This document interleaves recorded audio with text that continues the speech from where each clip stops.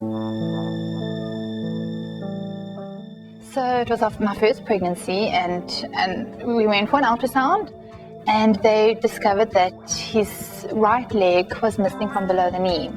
But they thought that probably it was bent over. And the second time we went, then you could see people started to get a bit worried when they looked a few more scans, and they said no, they couldn't see the leg, something wasn't right.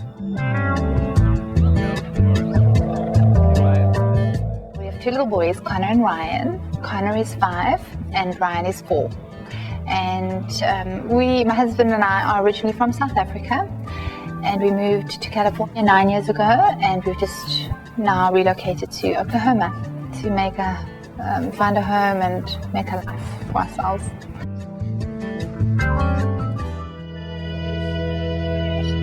They just determined that it stopped growing, and it was probably a blood clot that stopped it. They couldn't actually say why, but that he does not have a leg.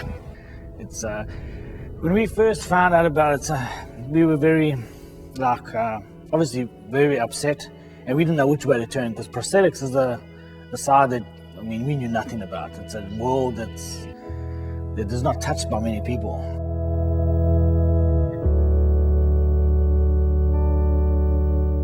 Felt afraid that we didn't know what his future was going to be, and we just didn't know anything about prosthetics.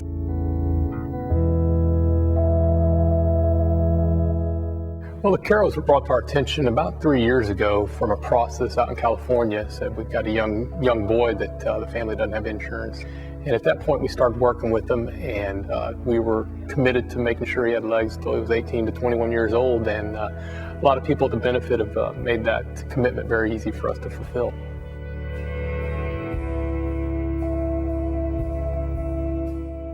Initially, when we first contacted Limbs for Life, we had sent through a couple of photographs of Connor and how well he does, and we wrote Craig a letter explaining to him that this is the sort of thing we were looking at, because obviously the cost of prosthesis is really expensive. It's an ongoing deal. The prosthesis will last 3 to 5 years on a normal average adult. Now for a young growing kid, maybe a year is a good amount of time to get out of a prosthesis, not only just because of growth, but wear and tear. So it's a commitment that we knew was a big commitment when we started with all the kids. But you don't want to give a kid a prosthesis and then a year, 6 months, or 9 months, or 18 months later have them say, I need another prosthesis, and we say, well, we're sorry.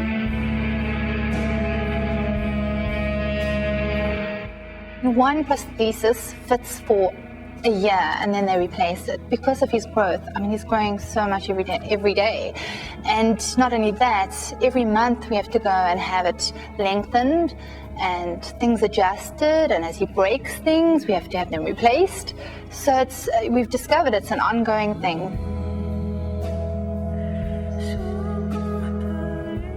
It's almost a necessity as much as a toothbrush is. It's something that you just have to have, it makes a huge difference in his life. For him to be able to get up and put his leg on in the morning and then go running outside with his brother and go dig in the mud, you can't buy that, Connor's gone through 3 legs and numerous socket changes, knees, feet since we've just started. I think the commitment makes it easy on everyone, not just us in the family, but on Connor, everybody knowing that no matter what happens, Connor's going to be walking, he's going to have a leg on, and that's the way it should be.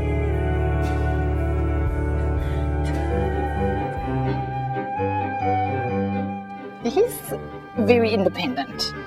Even this morning, we bought him a pair of crutches so that when he doesn't have his prosthesis on, even going from the bathtub out to the bedroom, that I don't always have to carry him or that he doesn't have to hop.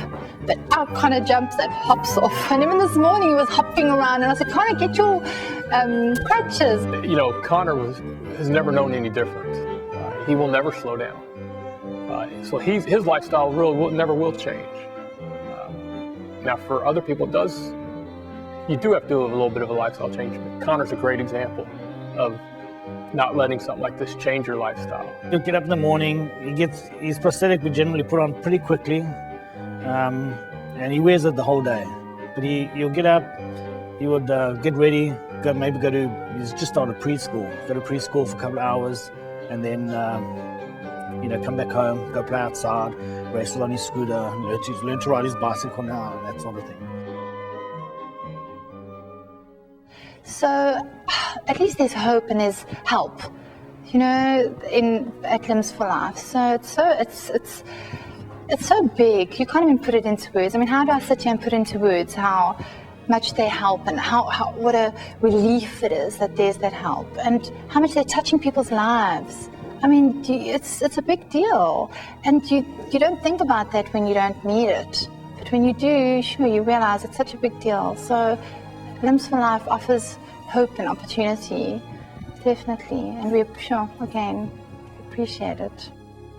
To see Connor get up in the morning and to grab his scooter and to go downstairs and jump on his scooter and go racing around, I mean, you look at that and then you sit back and you actually think if Connor didn't have that leg and he would have to get up and you have to get into a wheelchair every day, or you'd have to work on crutches every day, life would be so different. I mean, there would be such a different outlook on life. And the way it is now with what Limbs for Life have done for us, I mean, we can't thank them enough. We've helped a lot of people. But again, tomorrow, 428 people will lose a limb. So it doesn't just stop. We're going to be getting letters tomorrow, next week, next month, and next year. So we just have to continue to help and continue to work towards what we're all here for, and that's to make sure amputees can walk.